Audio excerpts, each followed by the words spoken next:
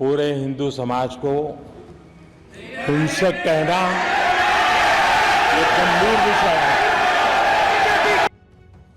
આજે લોકસભામાં કોઈ દિવસ જોવા ન મળ્યા હોય એવા દ્રશ્યો આજે જોવા મળ્યા હતા, જ્યારે વિપક્ષના નેતા અને કોંગ્રેસના સાંસદ રાહુલ ગાંધી તેમનું ભાષણ આપતા હતા ત્યારે વડાપ્રધાન નરેન્દ્ર મોદીએ તેમને અધવચ્ચે અટકાવ્યા હતા।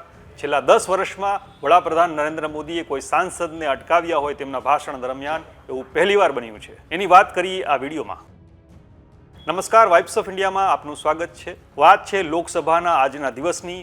આજે 1 જુલાઈના દિવસે લોકસભામાં રાષ્ટ્રપતિના અભિભાષણના પ્રસ્તાવના જવાબમાં રાહુલ ગાંધી પોતાનું ભાષણ આપતા હતા। એ દરમિયાન વડાપ્રધાન નરેન્દ્ર મોદીએ તેમને અટકાવ્યા હતા અને વચ્ચે જ પોતાની ખુરશીમાંથી ઊભા થઈ ગયા હતા।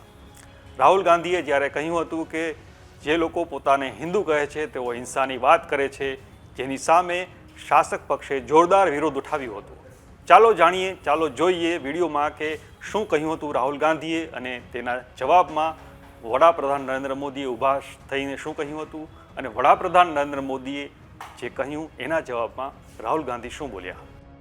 ये देश डर का देश नहीं है, तो हमारे सारे के सारे महापुरुषों ने अहिंसा की बात की, डर मिटाने की बात की।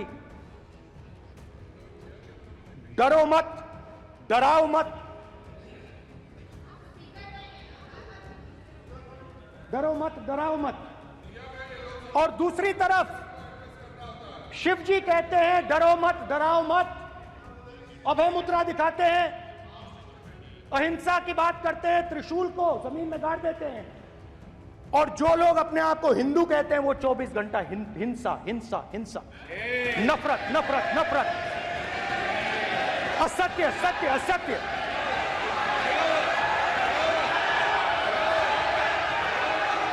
आप हिंदू हो ही नहीं। विषय बहुत गंभीर है। पूरे हिंदू समाज को हिंसक कहना ये गंभीर विषय है। बीजेपी को आपको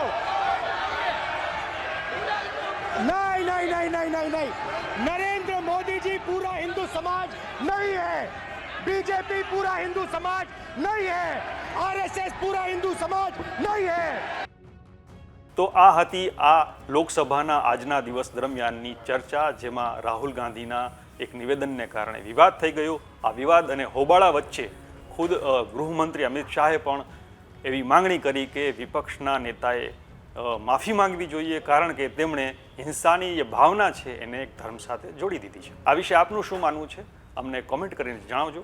આપણે મળતા રહીશું વાઇબ્સ ઓફ ઇન્ડિયા પર।